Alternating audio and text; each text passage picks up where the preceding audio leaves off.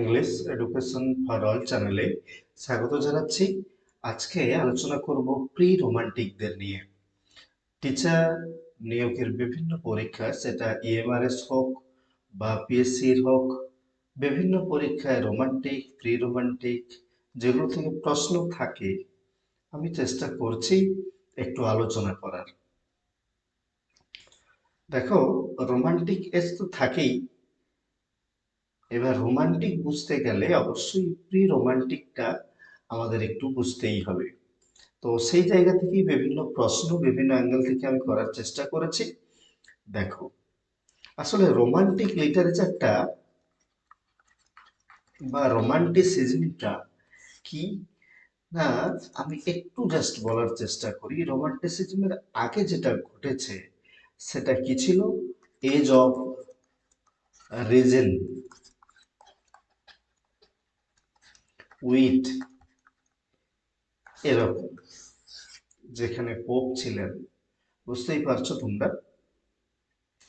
কাজেই age of reason কে উপেক্ষা করে প্রকৃতির প্রতি ঝোঁক।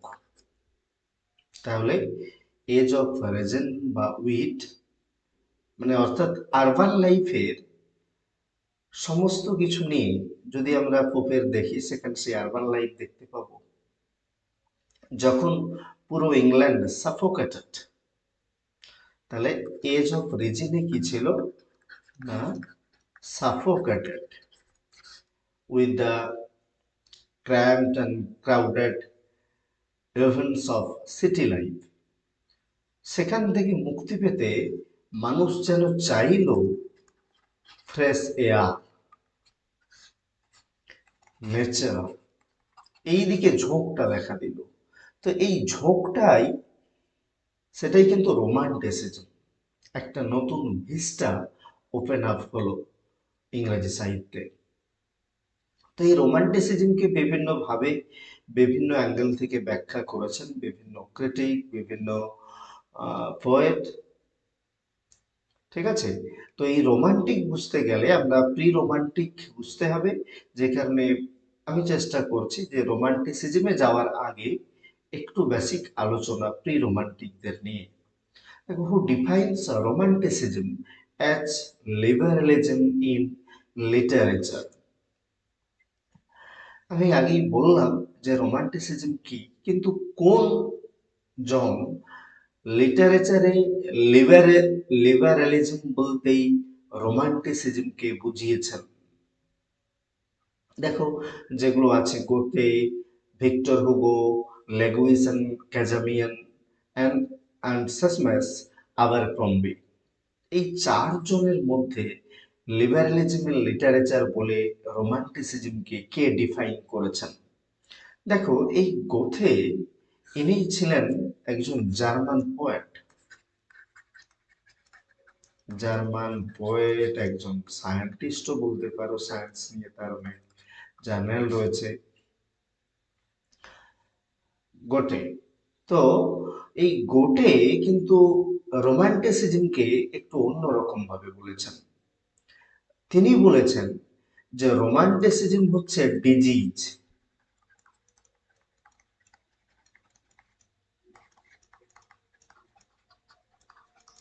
আর ক্লাসিসিজম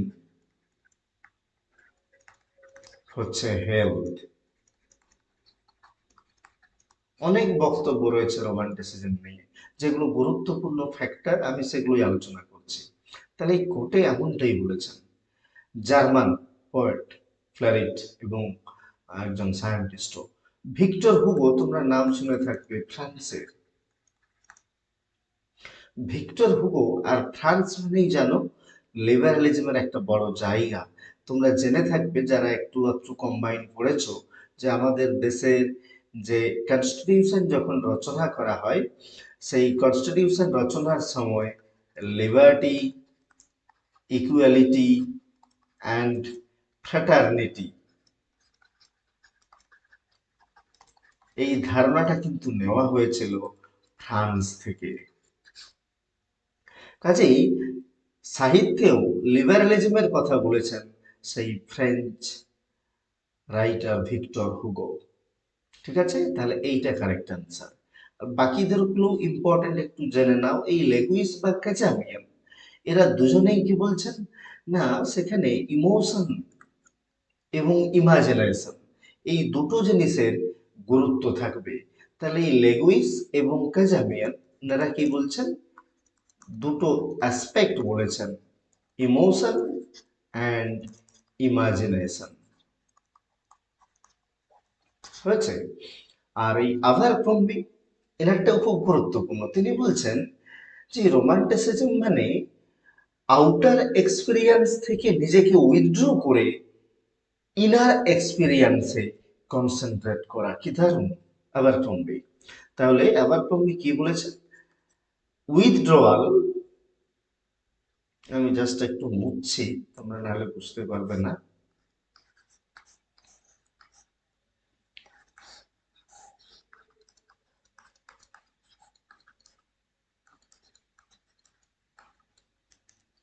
দেখো আভারক্রম্বি কি বলছেন, যে উইথড্রয়াল ফ্রম আউটার এক্সপিরিয়েন্স, বাইরের যা কিছু আমরা দেখছি এখান থেকে নিজেকে উইথড্র করে কি করতে হবে, withdrawal from our outer experience and concentration on inner experience. হয়েছে। তাহলে এই প্রত্যেকটা পাঠ কিন্তু তোমরা মনে রাখবে, এগুলো গুরুত্বপূর্ণ যে রোমান্টিসিজমটা বুঝতে। ঠিক আছে, কাজেই ভিক্টর হুগোর কিন্তু একটা কি ব্যাপার থাকবে না, লিবারালিজম ইন লিটারেচার। আর মনে রাখার জন্য বললাম, আর গোটের কথাও বললাম। তিনি বলছেন যে রোমান্টিসিজম একটা ডিজিজ, আর ক্লাসিসিজম হচ্ছে হেলথ। ক্লাসিসিজম কি আমি পরে কোনো একটা প্রশ্নে বলছি, এটাই অনেক লিখেছি। আর next, according to the doctrine of Albert Beguin কিন্তু এই অ্যালবার্ট বেগুইন তিনি বলছেন রোমান্টিক কি জিনিস, রোমান্টিক যে ট্রেড বা romanticism, the romantic Quest is for the remote and the distant. আমরা যদি সেলি পড়ি, কিডস পড়ি, দেখেছো তোমরা নাইটিঙ্গেল পড়তে গিয়ে সেখানে রিমোট এবং ডিস্টেন্সকে তুলে আনা হয়েছে অনেক আগের ঘটনা। তো অ্যালবার্ট বলছেন যে এটাই হচ্ছে রোমান্টিক কোয়েস্ট, যেখানে থাকবে রিমোট এবং ডিস্ট্যান্টকে ভাবা, কল্পনা করা, সেখানে পৌঁছানো। তো যদি তাই হয়, who can be called the first romantics, তাহলে কাদেরকে বলা যেতে পারে ফার্স্ট রোমান্টিক, কাদেরকে, the Elizabethans, the Augustans, the poets of the Middle English period, the poets of the Restoration period. দেখো তাহলে তার মতে কি, অ্যালবার্ট কি বলছেন, যে এই রোমান্টিসিজম বলতে কি না, সেখানে রিমোট এবং ডিস্টেন্টের একটা কোয়েস্ট থাকবে। তোমরা ওট্টো এ নাইটিঙ্গেল পড়তে গিয়ে দেখেছো, সেখানে সেই যে ফারলোন আইল্যান্ডের কথা বলা হচ্ছে, যে আইল্যান্ডে একজন বদ্ধ থাকবে, সে দেখবে। তো এই যে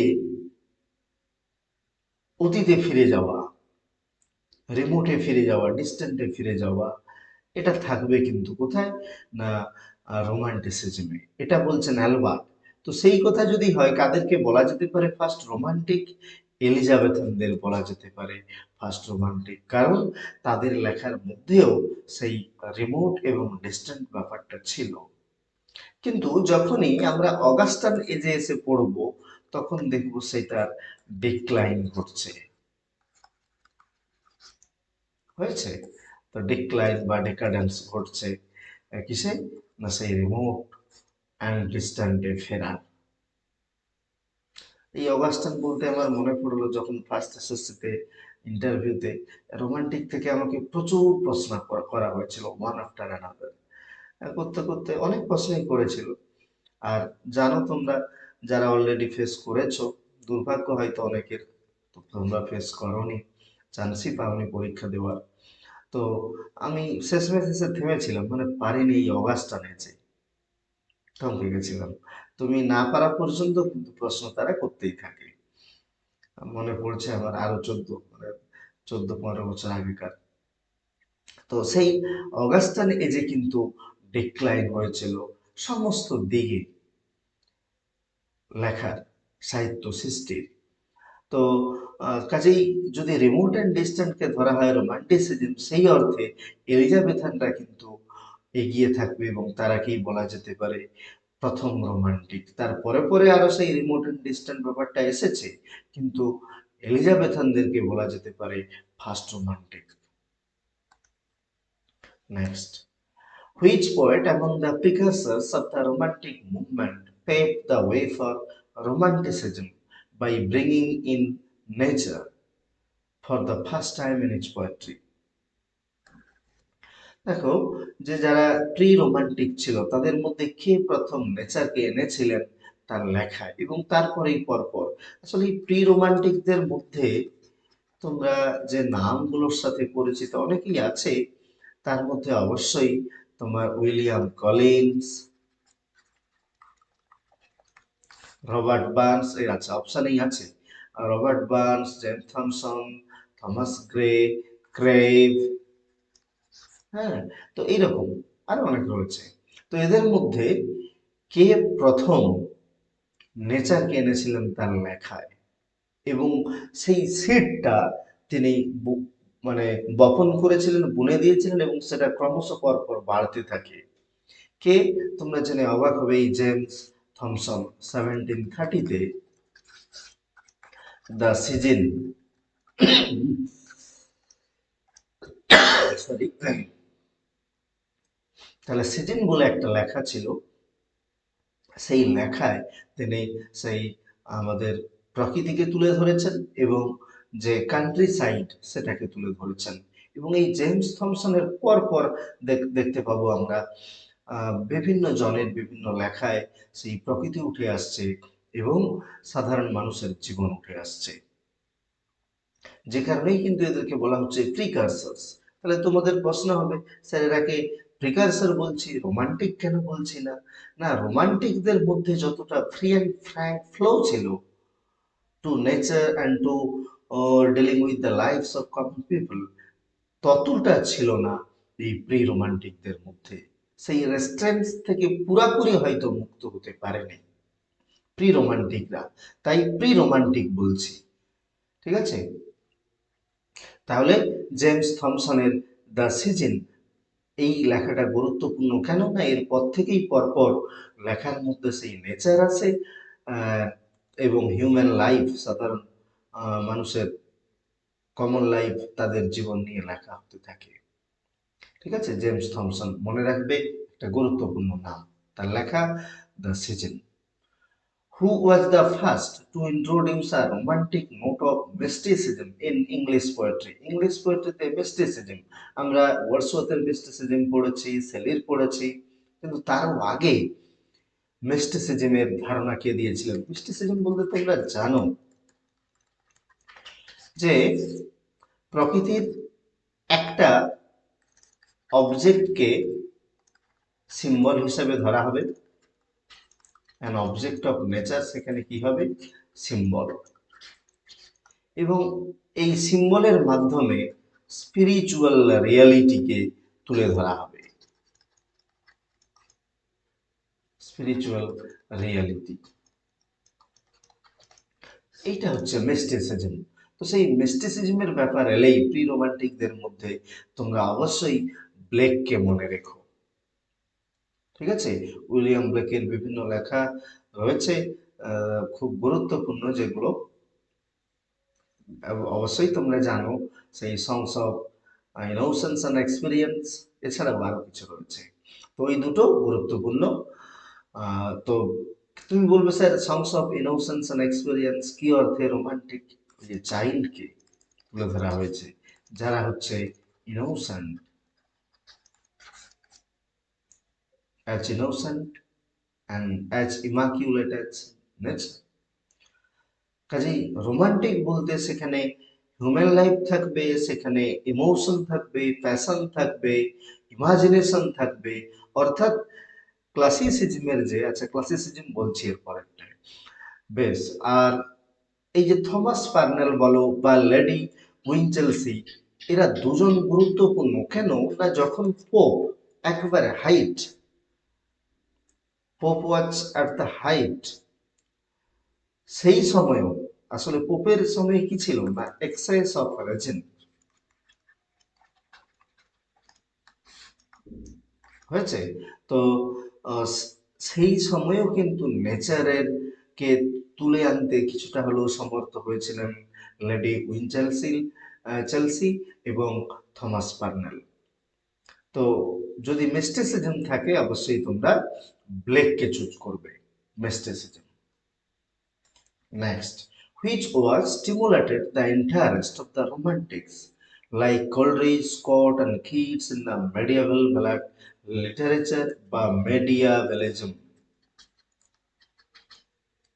মেডিয়াভেলিজমের প্রতি কোন লেখাটা স্টিমুলেট করেছিল কোলরিজকে, স্কটকে বা কিটসকে মেডিয়াভেলিজমের প্রতি আকৃষ্ট হতে? আচ্ছা, এইখানে আগে আমি একটু বলে দিই ক্লাসিসিজম কি। ক্লাসিসিজম হচ্ছে একটা অ্যাস্থেটিক অ্যাটিটিউড,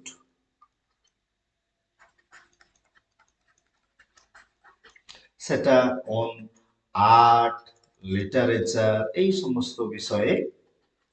তো যেটা গুরুত্ব দেয় কিসের উপর, তাহলে লিটারেচার বেস্ট অন কিসে কিসে গুরুত্ব দিবে, একটা লেখার ফর্ম, স্ট্রাকচার, আর কি রেস্ট্রেন্টস অফ ইমোশন, তোমার আবেগকে কন্ট্রোলে রাখতে হবে, আর কি সিম্পলিসিটি, পারফেকশন,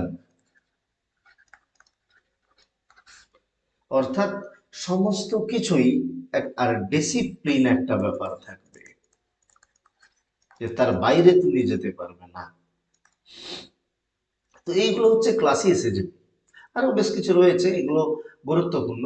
তো এই ক্লাসিসিজম আগে আমরা পড়লাম যে, যেখানে গোতে বলছেন যে ক্লাসিসিজম হচ্ছে হেলথ আর রোমান্টিসিজম হচ্ছে disease.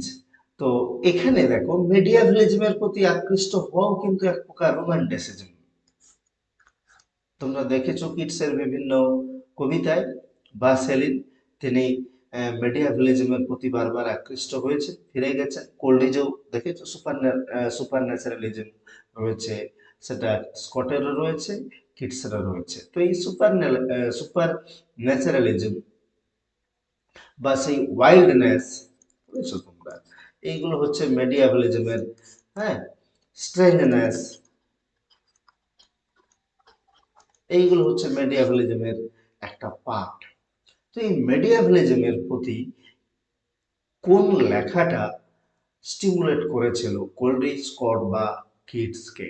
Bishop Percy's, reliques of ancient English poetry, Chatterton's Rowley poems, James Macpherson's Ossian, all of this.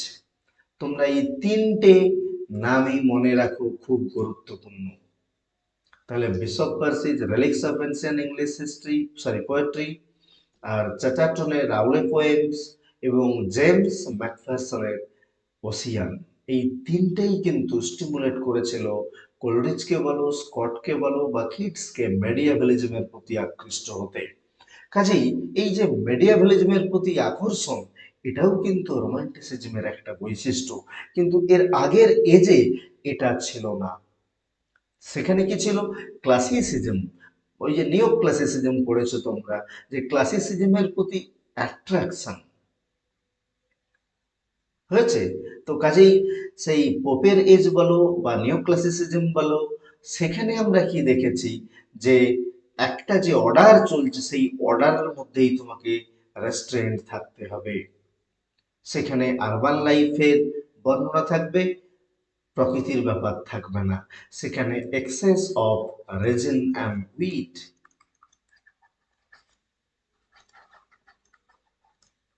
R pre রোমান্টিক্সটা এরা এই জন্যই কিন্তু গুরুত্বপূর্ণ। সেই যে উইড এবং রেজিনের বেড়াজাল, সেই বেড়াজাল থেকে ভেঙে বেরিয়ে এসেছিলেন নতুন বাতাস খুঁজে নিতে, জীবন খুঁজে নিতে। কাজেই মেডিয়েভালিজমের প্রতি আকৃষ্ট হওয়ার জন্য কোন তিনটে বই মনে রাখো, এই তিনটা বই গুরুত্বপূর্ণ। Next, which one can be called the most romantic quality of the poetry of Cowper, one of the precursors of romantic poetry? দেখো এই কাউপার, উইলিয়াম কাউপার, তিনি তার কোন গুণটা, সবগুলোই তার লেখার বৈশিষ্ট্য, কোন গুণটা most romantic quality, Cowper specially. কাজেই রোমান্টিক বা রোমান্টিসিজম নিয়ে যদি আমাদের যে কেবলমাত্র overflow of outburst of emotion, তা কিন্তু নয়, একমাত্র নয়, অনেক রকম ব্যাপার রয়েছে রোমান্টিসিজম। তো দেখো এখানে কাউপারের কোন দিকটা, an intimate and living contact with the natural world, এটা আমরা পাই রবার্ট বার্নসের লেখায়। রবার্ট বার্নস স্কটল্যান্ডের, যে ইজি রুরাল লাইফ সেগুলোর তিনি বর্ণনা দিয়েছেন, সাধারণ মানুষের জীবনযাত্রা, হ্যাঁ, যে মুভিং লিভস, এগুলো তার কাছে জীবন্ত হয়ে উঠেছিল। শুধু রবার্ট বার্নসের ক্ষেত্রেই নয়, in all cases of the pre romantics, his tendencies to become confessional, his mystical fancy, his interest in the remote past and medieval tales and ballads. দেখো এই কাউপার, তিনি কিন্তু টু বিকাম কনফেশনাল, এইটা ছিল তার মোস্ট রোমান্টিক কোয়ালিটি। কাজেই এই যে আমি বেড়াজাল ভাঙছি, আমি কনফেস করতে পারি, কিন্তু age of reason, age of wit, age of Pope, neo classicism, এসব ব্যাপার ছিল না। কাজে কাউপার এসে তিনি দেখালেন যে কনফেশনাল হওয়া যায়, সেটা নিয়েও পোয়েট্রি রচনা করা যায়। তো তার রোমান্টিক যে ট্রেড সবগুলোই আছে, কিন্তু তার মধ্যে সবচেয়ে বেশি যেটা কাউপার, যে কারণে তিনি বেশি গুরুত্বপূর্ণ, সেটা হচ্ছে তিনি অনেক বেশি কনফেশনাল ইন ইটস রাইটিং। কাজেই রোমান্টিক ট্রেড কেবলমাত্র একটা সীমার মধ্যে আবদ্ধ থাকা নয়, ঠিক আছে, মনে রেখো। আশা করছি রোমান্টিসিজম নিয়ে একটু ধারণা দিতে পারছি, কারণ রোমান্টিসিজম আরো বড় ব্যাপার, আরো অনেক প্রশ্ন নিয়ে আসছি পরের ভিডিওতে, এটা ম্যাচ করতে হবে কোডটা দেখিয়ে। আর এই যে ওয়ার্কস গুলো রয়েছে, এগুলো সব গুরুত্বপূর্ণ প্রি রোমান্টিক্সদের এবং রোমান্টিসিজমেও গুরুত্বপূর্ণ। দেখো, ode to the evening, ode on spring, the French revolution, the deserted village, কোনটা কার? এই যে ওড টু দ্য ইভিনিং বলো বা ওড টু লিবার্টি, দুটোই একই লোকের। সেটা কি না, উইলিয়াম কলিন্স।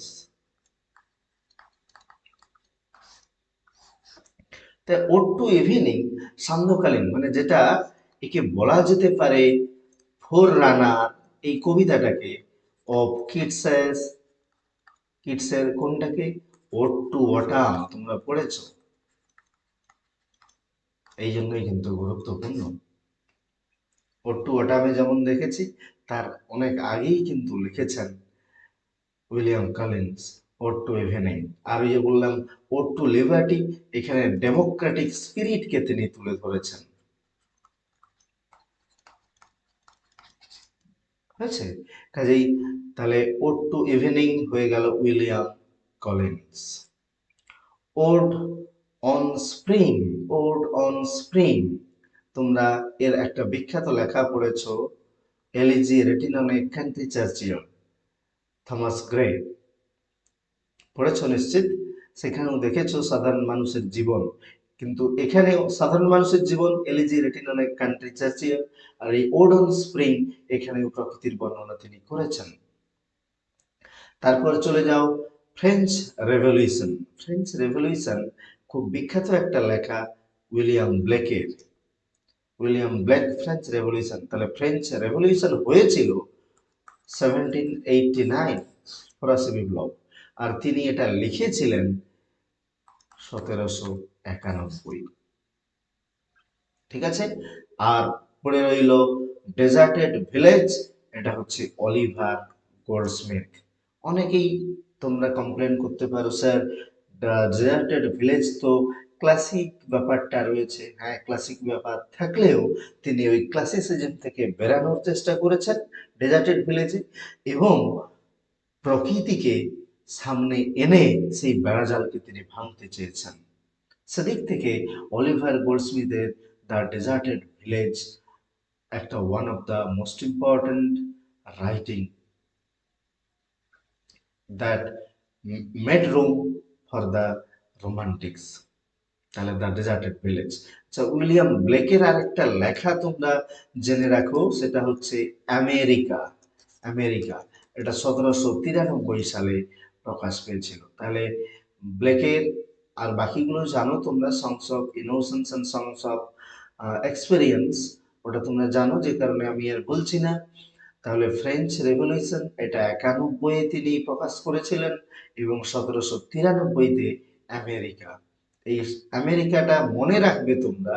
তোমরা জানো 1893-এ স্বামীজি আমেরিকাতে ওই যে হিন্দু মহাধর্ম সম্মেলনে বক্তৃতা দিয়েছিলেন। ঠিক তার 100 বছর আগে ওই আমেরিকাতেই, মানে ওই আমেরিকা নিয়ে লিখেছিলেন কে? William Blake. তাহলে জিনিসগুলো মনে রেখো, আশা করছি তোমাদের কাজে আসবে। Next, the precursors of the romantic poetry found refuse in. যারা প্রিকারসার্স ছিলেন তারা ফাউন্ড রেফিউজ ইন। রিফিউজ মানে আশ্রয়, কিন্তু এটা আমি দিয়েছি, তুমি এটা ঠিক মানে জানো কিনা। তাহলে তারা আশ্রয় নিয়েছিলেন কোথায়? The ideals of wit and reason, না, এটা অগাস্টানেজের বৈশিষ্ট্য। আরবান কালচার, এটাও অগাস্টানেজের। The classical preference for objectivity in poetry, এটাও না, কারণ অবজেক্টিভিটি কিন্তু রোমান্টিকদের বৈশিষ্ট্য না। রোমান্টিকদের বৈশিষ্ট্য হলো সাবজেক্টিভিটি, হলো নিজের সোলের কাছে আসা, সেটা সাবজেক্টিভিটি। মানুষের সোলের কাছে আসা, সেটা হচ্ছে সাবজেক্টিভিটি। আর অবজেক্টিভিটি, এটাও কিন্তু অগাস্টানেজের একটা বৈশিষ্ট্য বলতে পারো। কাজেই এই তিনটা হচ্ছে না, বাকি পড়ে রইল nature and in the nature and in the simple humanity living in her life. প্রকৃতির কোলে থাকা মনুষ্য সমাজ এবং প্রকৃতির বর্ণনা, এবং প্রকৃতি এর মাঝেই আশ্রয় নিয়েছিলেন কারা? রোমান্টিক পোয়েট্রির, অর্থাৎ যারা প্রিকারসর ছিলেন তারা। কাজেই ডিএডটা হচ্ছে কারেক্ট আনসার। তোমরা অবশ্যই জানাতে ভুলো না কোশ্চেন তোমাদের কেমন লাগছে, বা কোশ্চেন গুলো কেমন, বা তোমাদের ধারণা একটু আমি ক্লিয়ার করতে পারলাম কিনা। Who advocated for the motto return to nature, return to nature, এটা মুখস্থ করার বিষয়, তোমরা মনে রেখো। রুশো বলেছিলেন। রুশো বানানটা খুব গুরুত্বপূর্ণ। গুরুত্বপূর্ণ কেন, কঠিন। কাজেই রিটার্ন টু নেচার এই ডাক দিয়েছিলেন কে? রুশো। আসলে তিনি লক্ষ্য করেছিলেন যে মানুষ যতই সিভিলাইজড হচ্ছে তার মধ্যে কিন্তু সেই প্রিমেটিজম ব্যাপারটা থাকে না, খুব স্বাভাবিক। তো যতই সিভিলাইজড হবে মানুষ, তার মধ্যে কিন্তু প্রকৃতির টানটা তত থাকবে না। কাজেই তিনি বলেছিলেন যে ফিরে যেতে হবে আমাদের। আমরা আমাদেরকে যদি প্রকৃতিস্থ হিসেবে দেখতে চাই, তাহলে আমাদেরকে ফিরতে হবে প্রকৃতিতে। কাজে এই রিটার্ন টু নেচার এই ডাকটা দিয়েছিলেন কোন দার্শনিক? অবশ্যই রুশো। ঠিক আছে, মনে রেখো। Which one does not define pre romantic literature? Pre romantic literature এর কোনটা বৈশিষ্ট্য নয়? রিটার্ন টু নেচার, এটা তো বৈশিষ্ট্য। The cult of sensibility and melancholy, অবশ্যই সেন্সিবিলিটি থাকবে এবং মেলাঙ্কলি তো থাকবেই। আমরা পড়েছি কিডস বা সেলিতে, a love for the strange, the exotic and sublime, অবশ্যই সেই সেলিতেও পড়েছি, কিডসেও পড়েছি। রিগোর, কনসিস্টেন্সি অ্যান্ড ডিসিপ্লিন, এটা কিন্তু না, এটা হচ্ছে ক্লাসিসিজমের বৈশিষ্ট্য। যে একটা কনসিস্টেন্সিতেই থাকা, ডিসিপ্লিনেই থাকা, একটা অর্ডারেই থাকা, এর বাইরে যাওয়ার কোনো স্কোপ নেই। কাজেই এই হচ্ছে প্রি রোমান্টিকদের নিয়ে কিছু করা প্রশ্ন। আশা করছি তোমাদের একটু ধারণা দিতে পারলাম। জানাতে ভুলো না তোমাদের ভিডিও কেমন লাগছে বা প্রশ্নগুলো কেমন। থ্যাংক ইউ, ভালো থাকো।